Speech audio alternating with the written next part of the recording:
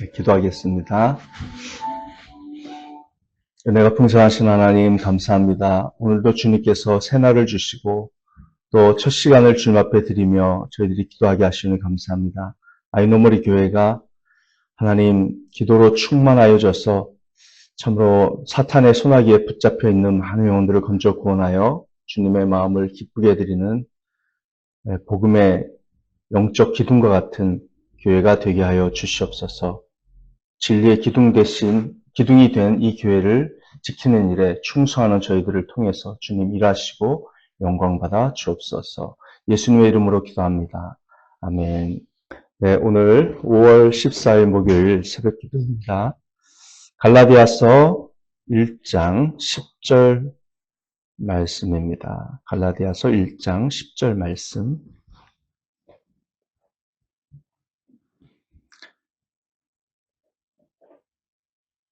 사도의 자격이라는 제목으로 말씀 전하겠습니다. 사도의 자격.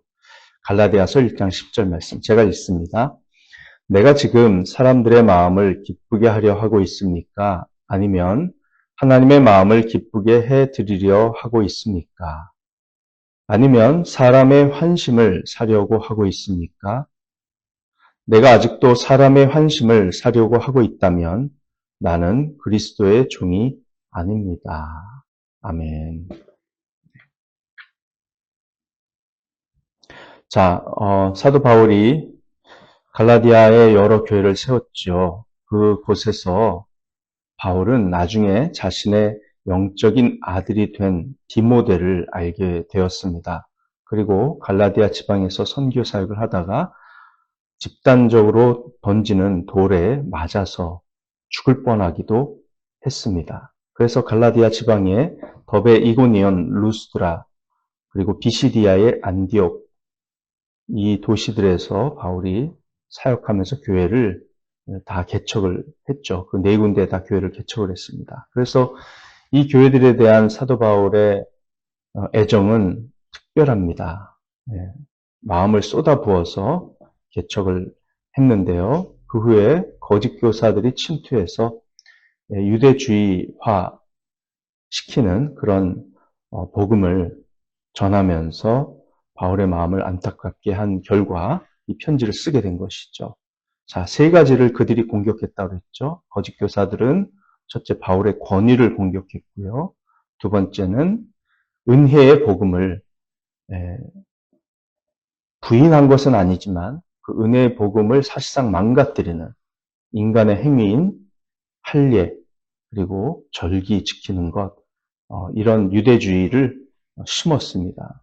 세 번째, 그들은 그리스도인들이 율법의 행위를 하면서 살아야 한다고 요구함으로써 성령 안에서 자유롭게 된 그리스도인의 삶의 특징을 망가뜨렸습니다.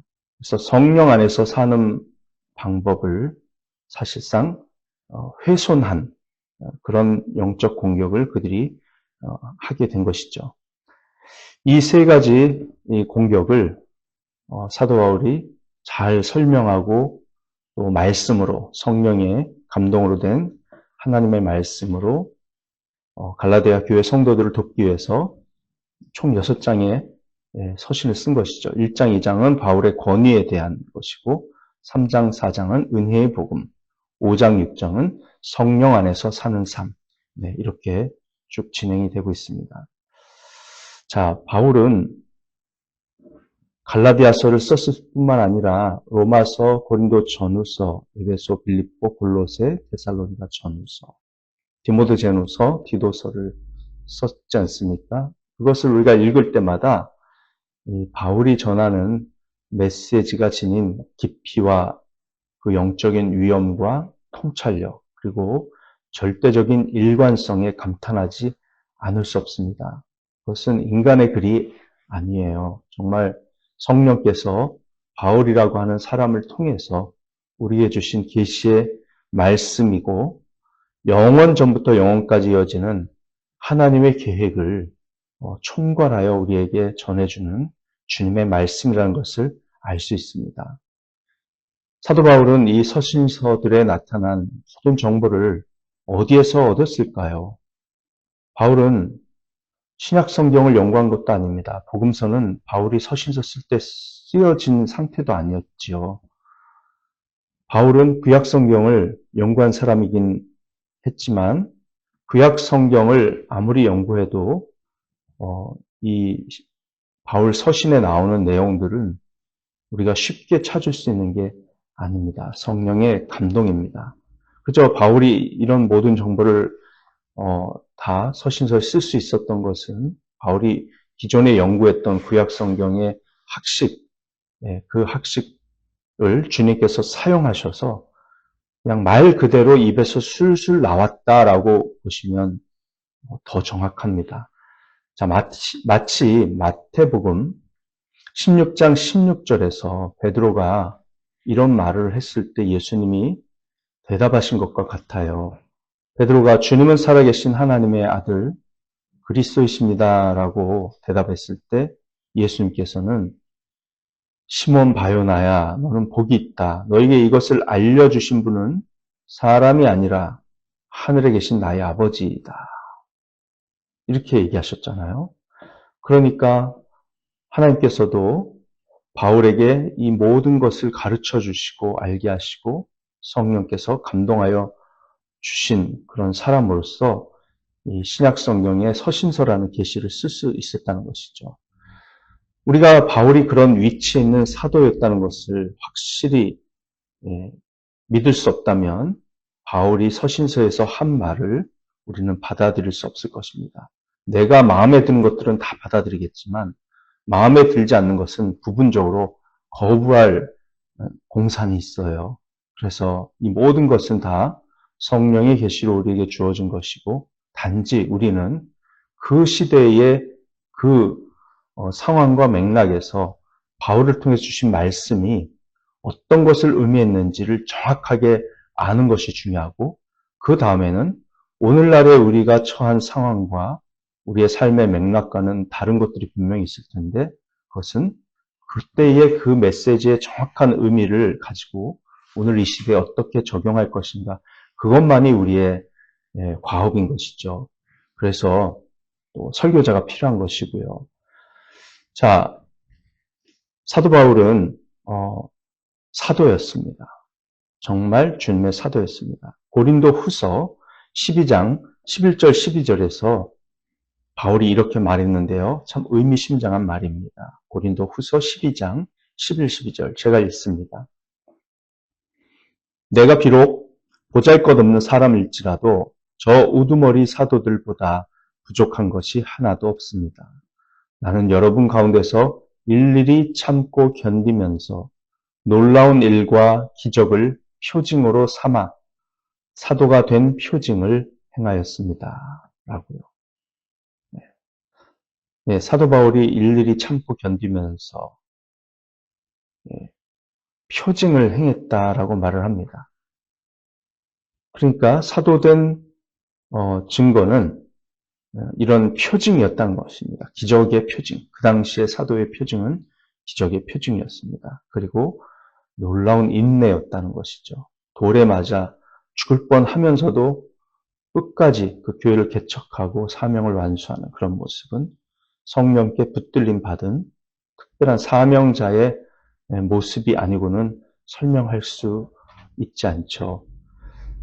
바울이 생계를 유지하기 위해서 그 교회에 목을 맨 것도 아니고요. 고급 텐트 만드는 기술도 있었기 때문에 사실상 바울은 보수를 받지 않고 그곳에서 교회를 개척했지 않습니까? 바울은 자신을 다른 모든 사도들과 완전히 동등한 존재로 스스로 여겼습니다. 가장 뛰어나다는 그런 사도들보다 결코 뒤지지 않는 존재로 자신을 인식했습니다. 왜냐하면 주님께서 자신을 사도로 임명했고 그런 권능을 부여해 주셨다는 것을 그 스스로가 하나님의 은혜 안에서 고백하지 않을 수 없었기 때문이죠. 이처럼 하나님께서는 당신이 바울을 사도로 보내셨다는 것을 믿을 수 있게 하려고 놀라운 일과 기적을 표징으로 삼아서 그의 사역을 뒷받침하셨습니다. 여기서 놀라운 일, 놀라운 일과 기적을 표징으로 삼았다 그랬는데 놀라운 일과 기적. 놀라운 일은요, 기본적으로 필요할 때마다 귀신을 쫓아내는 일을 말했고요. 그 다음에 기적이라는 것은 병을 고치는 것을 특별히 의미한다고 여러분이 기억하시면 좋겠습니다. 그렇다면 그러한 표징으로 뒷받침을 받은 사도들이 궁극적으로 무엇을 위한 권위, 어떤 권위를 가졌습니까? 우선 사도행전 2장 42절에 나오는 말씀을 통해서 우리가 알 수 있습니다. 사도행전 2장 42절에 그들은 사도들의 가르침에 몰두하며 그랬습니다. 네.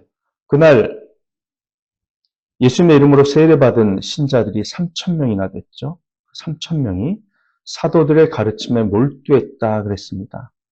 예, 영어로는요. They were continually devoting themselves to him, to the apostles' teaching. 사도들의 가르침에 스스로 헌신했다. 계속적으로 헌신했다. 이렇게 나와요. 그리고 일본어 성경에서는 소시테 카레라와 시토 따치노 오시에오 카타크 마모리라고 되어 있습니다. 견고하게 사도들의 가르침을 견고하게 지켰다라고 되어 있습니다. 지켰다라는 것은 하나도 잃어버리지 않으려고 그 모든 가르침을 마음에 새기고 기억해내고 또 깊이 연구했다라는 뜻인 것이죠. 하나님의 성령께서는 초기 교회가 사도들의 가르침을 연구하도록 이끄시고 그렇게 계획하셨습니다. 초기 교회에는 성경이 없었지 않습니까? 구약 성경만 있었지 신약 성경 없었기 때문에 그들이 가진 유일한 신약 시대의 정보는 사도들의 가르침뿐이었어요. 하나님께서 사도들을 통해서 주신 입을 통해서 전해준 그 말씀, 그것만이 신약의 말씀이었기 때문에 그들은 그 정보를 굳게 하나도 빠뜨리지 않고 지키기 위해서 굉장히 애를 썼다는 것을 알 수 있습니다. 초대교회 성도들이 그렇게 했다는 것이죠. 그래서 하나님께서는 사도들을 통해 그리고 때로는 예언의 은사를 받은 예언자들을 통해 그 신약 시대의 계시의 정보를 주기로 하셨고요. 그렇게 하셨습니다. 그런데요, 신약 시대의 예언자들이 있었잖아요. 그 예언자들은 교리적인 계시를 받아 전했다기보다는 보다 실제적인 삶에 관한 계시, 신약 성경 중에 교리보다 실생활에 필요한 그런 가르침들 많이 있잖아요. 그런 계시를 받아 전했던 것으로 우리가 이해하면 좋습니다. 그리고 사도들은 보다 그 모든 것들을 다 포함하지만 보다 구원의 교리, 교회의 교리, 종말론에 대한 교리, 그 다음에 성부, 성자, 성령에 대한 신적인 교리니까 신론이죠. 이런 것들을 하나님께로부터 계시를 받아서 전했던 것으로 보면 좋을 것 같습니다. 자, 바울의 말씀이나 베드로의 말씀 혹은 다른 사도들의 말씀을 연구하는 것은 오늘날 우리가 가진 신약 성경을 읽는 것과 다름없는 똑같은 일이었습니다. 그 시대에는 그랬습니다. 적어도 예루살렘 교회가 탄생되던 30년, 기원 후 30년 초반부터 최초의 성경이 기록되던 50년대 초중반까지 20몇 년 동안을 초대교회는 그렇게 지내온 것이죠. 히브리서 2장 4절에 이렇게 기록되어 있습니다. 그리고 하나님께서도 표징과 기이한 일과 여러 가지 기적을 보이시고 또 자기의 뜻을 따라 성령의 선물을 나누어 주심으로써 그들과 함께 증언하여 주셨습니다. 그들이라는 것은 바로 최초로 복음의 계시를 받아서 전달해준 사도들을 의미합니다. 그러니까 그 사도들이 전하는 복음을 증언해 주시기 위해서 하나님께서는 그 사도들에게 성령의 선물을 나누어 주셨고 그들을 통해서 표징, 기이한 일, 여러 가지 기적을 보이셨다라는 것이죠. 바울은 로마서 15장 18절, 19절에서 같은 말을 하고 있습니다. 로마서 15장 18절, 19절. 그리스도께서 이방 사람들을 복종하게 하시려고 나를 시켜서 이루어 놓으신 것 밖에는 아무것도 감히 말하지 않겠습니다. 그 일은 말과 행동으로, 표징과 이적의 능력으로, 성령의 권능으로 이루어졌습니다. 그래서 나는 예루살렘에서 일루리곤에 이르기까지 두루 다니면서 그리스도의 복음을 남김없이 전파하였습니다. 네, 이것을 보면 바울이 전한 복음과 가르친 말들과 기적들이 다 하나님께로부터 온 것임을 알 수 있습니다. 기적만 하나님께로부터 온 게 아니고요. 바울이 전한 복음과 바울이 가르친 말들, 즉 이 모든 것들이 계시라는 거죠. 그것이 서신서로 기록이 된 것입니다. 이처럼 바울은 그의 저술 전반에 걸쳐서 자신의 사도임을 주장하며 이런 권위를 가지고 있다고 말합니다. 그래서 사도의 궁극적인 권위, 그들이 가진 권위가 무엇을 위한 권위였는가? 그것은 바로 말할 권리였습니다. 하나님의 말씀을 그 계시를 받아서 전할 권위. 그래서 바울은 갈라디아 교회의 거짓 교사들을 성도들이 분별해 내어 그들의 잘못된 가르침으로부터 벗어나도록 하기 위해 이제 갈라디아서를 쓴 것이죠. 오늘 10절입니다. 내가 지금 사람들의 마음을 기쁘게 하려 하고 있습니까? 아니면 하나님의 마음을 기쁘게 해드리려 하고 있습니까? 아니면 사람의 환심을 사려고 하고 있습니까? 내가 아직도 사람의 환심을 사려고 하고 있다면 나는 그리스도의 종이 아닙니다. 라고 했습니다. 내가 지금 사람들의 마음을 기쁘게 하려 하고 있습니까? 이게 무슨 뜻일까요? 8절, 9절에서 말한 그 두 번의 저주 선언이 사람들을 기쁘게 하려는 말처럼 들리느냐는 것입니다. 우리말 성경에는 헬라어 문장에 있는 가르라는 접속사에 대한 해석이 충분히 반영이 되어 있지 않습니다. 10절 앞부분에 지금이라는 뜻의 부사가 있죠. 지금. 헬라어로 아르티인데요. 그 아르티 뒤에 가르가 또 있어요. 헬라어 성경 원문을 보면 아르티 가르. 지금 가르. 원래 가르는요. 대부분의 경우 왜냐하면이라고 해석이 됩니다. 왜냐하면. 그런데요. 그 외에도 더 많은 용법들이 있어요. 가르 접속사는 그 감탄사로도 쓸 수 있습니다. 감탄사. 그래서 그렇다, 참으로, 분명히 이런 뜻으로도 해석이 되어서 문장 속에 더 추가하고 삽입할 수 있거든요. 그래서 여기서는 이 단어를 가르라고 하는 단어를 왜냐하면으로 번역하면 안 되고 바로 그렇습니다라고 번역하는 게 가장 좋습니다. 그러면 9절, 8절, 9절에 그 두 번의 저주 선언을 한 다음에 그 끝부분과 연결해서 이렇게 문장을 다시 만들 수 있습니다. 다른 복음을 여러분에게 전하는 사람이 있다면 그가 누구이든지 저주를 받아야 마땅합니다. 바로 그렇습니다. 내가 지금 사람들의 마음을 기쁘게 하려 하고 있으니까 이렇게요. 바울이 말하는 것은 이런 겁니다. 내가 사람을 기쁘게 하려는 사람이라면 사람들에게 저런 저주를 마구 내뱉는 모습을 쉽게 할 것 같으세요? 이건 그만큼 심각한 사항이란 말입니다. 하나님 보시기에 너무 심각한 사항이라서 저는 사람들의 눈치 따위를 볼 여유도 없고 그래서도 안 됩니다. 사람들의 마음을 기쁘게 하기는커녕 슬프고 두렵고 괴롭게 만들더라도 이 말은 제가 하지 않으면 안 되는 말입니다. 왜냐하면 이 말은 당신들의 생명과 직결되는 일이고 당신들을 하나님의 진노와 멸망과 저주로부터 구해내는 말이기 때문입니다. 이런 뜻이 다 오롯이 10절 전체에 담겨 있는 것이죠. 바울은 만일 그렇다면 나는 그리스도의 종이 아닙니다라고 단언하고 있습니다. 10절 끝에서. 바울은 진정한 예수 그리스도의 종이었습니다. 갈라디아서 마지막 부분인 갈라디아서 6장 17절에서 바울이 이렇게 말해요. 이제부터는 아무도 나를 괴롭히지 마십시오. 나는 내 몸에 예수의 상처 자국을 지고 다닙니다. 아까 말씀드렸듯이 바울은 갈라디아 지방에 사는 사람들을 전도하기 위해서 돌에 맞아 죽을 뻔했던 사건을 당했죠. 지금 여기서 예수의 상처 자국을 지고 다닌다. 이 말은 바로 그 사건을 암시하는 겁니다. 갈라디아 교회 성도들 중에 이 바울이 돌에 맞은 사건을 모르는 사람은 아무도 없었습니다. 다 정확하게 알고 있어요. 바울의 몸에는 예수님의 상처 자국, 즉 예수의 흔적이 있습니다.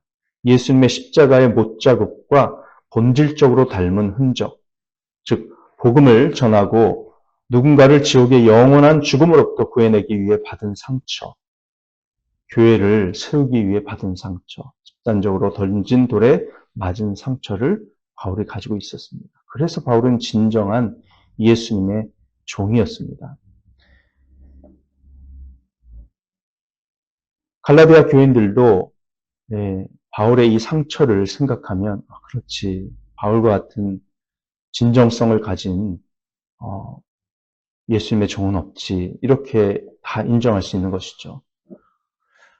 그러므로 갈라디아서 1장 10절에서 바울은 그리스도의 종으로서 자신이 사람을 기쁘게 하기보다 하나님을 기쁘게 하기 위해서 그 어떤 심한 말도 정직하게 하리라는 것이 분명하지 않냐고.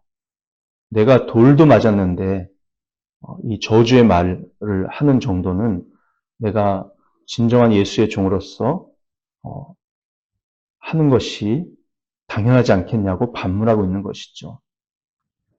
자신이 그리스도의 종이 아니라면 사람들이 듣기에만 좋은 말을 했을 것이라는 겁니다. 저주를 받아 마땅하다는 등의 험악한 말을 할 수 없다는 것이죠.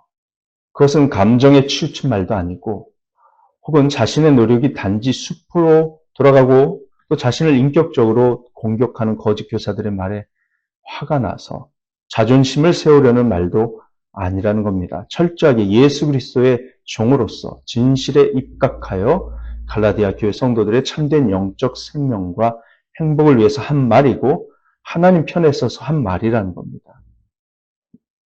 그래서 굉장히 설득력 있는 논리인 것이죠. 자, 이러한 논리는 갈라디아서 6장 끝으로 갈수록 더욱 정교해지는데요. 갈라디아서 6장 12절, 13절에서 바울이 이 거짓 교사들한테 정말 전곡을 찌르는 말을 합니다. 12절, 13절 제가 읽습니다. 육체의 겉모양을 꾸미기를 좋아하는 사람은 여러분에게 할례를 받으라고 강요합니다. 그것은 그들이 그리스도의 십자가 때문에 받는 박해를 면하고자 하는 것입니다. 할례를 받는 사람들 스스로도 율법을 지키지 않으면서 여러분에게 할례를 받게 하려는 것은 여러분의 육체를 이용하여 자랑하려는 것입니다. 자, 바울은 이 구절에서 정작 사람들에게 잘 보이려고 하는 사람들은 바로 거짓 교사들이라고 정확하게 지적하고 있습니다. 거짓 교사들은 다 예수님을 믿으면서도 할례를 받는 자들입니다. 그들이 할례를 받고 율법의 일부 조항들인 절기를 지키는 이유는 단 하나, 유대인들이 부르는 대로 일명 나사렛 예수 그리스도를 믿는 그리스도파라는 신생 유대교 분파를 극렬히 미워하는 유대인들로부터 박해를 받고 싶지 않아서입니다. 그것이 바울의 지적입니다. 당시 그리스도인들은 유대인들로부터 박해를 받았죠. 그런데 할례를 받고 절기를 지키면 그나마 박해로부터 면제를 받았던 것 같습니다. 그 거짓 교사들은 할례를 받고 일부 절기 등의 율법은 지키지만요. 사실상 그들도 안식일 후 첫날인 주일의 예배를 따로 모여서 드리고 있으므로 안식일 예배의 규정, 율법 규정을 어기고 있는 거 아닙니까? 자기들도, 할례받은 자기들도 율법을 다 지키지도 않으면서 왜 할례를 받게 하냐 이거죠. 유대교적 그리스도인들이 아무리 할례를 받고 절기를 지킨다 해도 율법을 다 지키지 않을 게 뻔하면서도 왜 그렇게 할례와 절기 준수를 강조하느냐고 바울이 되묻는 겁니다. 첫째는 박해를 면하기 위해서고 둘째는 갈라디아서 6장 13절에 있는 것처럼 자기들이 이방인들로 하여금 할례를 받도록 힘쓰는 열성적인 모습을 통해서 자랑하기 위해서라는 거죠. 봐라, 우리들도 유대인으로서의 정체성을 가지고 이만큼이나 애쓰고 있고 기존의 정통 유대인들이 이루지도 못하는 엄청난 성과, 즉 이방인 개종의 성과를 거두고 있지 않느냐 하면서 자랑하기 위해서라는 겁니다. 바울은 거짓 교사들의 실체를 탄로하면서 폭로하면서 전곡을 찌르는 방식으로 말합니다. 그 거짓 교사들이 여러분이 할례를 받기를 원하는 유일한 이유는 예수 그리스도 이름을 부르며 십자가 부활을 믿는다는 이유로 유대인들로부터 닥쳐오는 박해를 피하기 위해서라는 거죠. 즉 위선자는 사도 바울이 아니라 바로 거짓 교사들이라고 바울이 폭로한 것입니다. 얼마나 설득력 있는 말입니까? 자, 이렇게 오직 예수, 오직 은혜, 오직 복음, 오직 성령을 외치는 사도 바울은 박해를 받더라도 그것을 나는 타협할 수 없다. 이렇게 말을 하고 있습니다.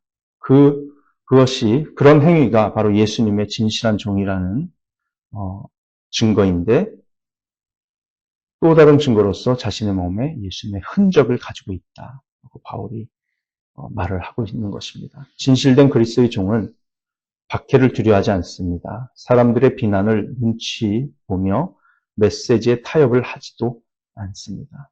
여러분이나 저나 그런 그리스도의 종이 될 수 있기를 간절히 바랍니다. 그래야 합니다. 그래야 성령의 역사에 반응하는 참된 그리스도인들이 여러분을 통해서 탄생이 되고요. 우리를 통해서 교회의 순결이 유지되고 진리의 말씀이 보존될 수 있습니다. 지금 시대처럼 진리의 말씀이 이렇게 그 임상적인 현상에 의해서 난도질을 당하고 그 의미가 변색이 되고 타협이 되고 교리가 이렇게 갈기갈기 찢어져 가지고 원래의 뜻이 아닌 이런저런 철학이나 또 사상, 주의 이런 것들이 교회에 침투해서 하나님의 말씀의 교리가 변색이 된 상태로 가면요. 이제 30년 한 세대 지나고 60년 두 세대 지나고 100년 세 세대가 지나잖아요. 그러면 교회는 사라지게 되어 있습니다. 분명히 사라집니다. 유럽 교회가 텅텅 비어서 그 어마어마한 예배당이 맥주집으로 팔려나가고 댄스장으로 팔려나가고 이런 것은 시간 문제예요. 그러므로 우리가 목숨 걸고 진리의 말씀을 지키고 정말 순수한 교리를 지켜서 우리 후세대들에게 정말 바른 복음을 전해줄 수 있는 저와 여러분 될 수 있기를 간절히 소망합니다. 기도하시겠습니다.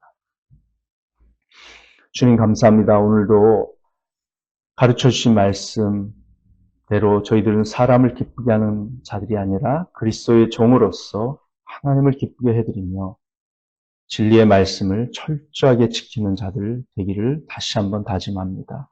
주님 은혜 주시고 특별히 이 은혜의 복음을 통해서 복음을 증거할 때 아직도 구원받지 못한 수많은 영혼들이 반응하고 변화될 수 있도록 성령님 역사하여 주시되 우리가 정말 영혼들을 위해서 눈물로 간절히 뜨겁게 기도하는 그 기도의 응답으로 그들이 구원받는 것을 보게 하여 주시옵소서. 그러므로 우리는 열정적으로 주님 앞에 간구하여 부르짖어야 되겠습니다. 이 시대에도 주님께서 기도 응답하셔서 성령의 놀라운 역사로 말미암아 죄인들이 회개하고 성령으로 거듭나 주님의 몸된 교회에 소속되어 함께 신앙생활하는 놀라운 기적들을 우리가 계속해서 보도록 우리 기도를 주여 사용해 주시옵시고 우리의 증거와 우리의 모든 삶을 들어 써 주시옵소서. 예수님의 이름으로 기도합니다. 아멘.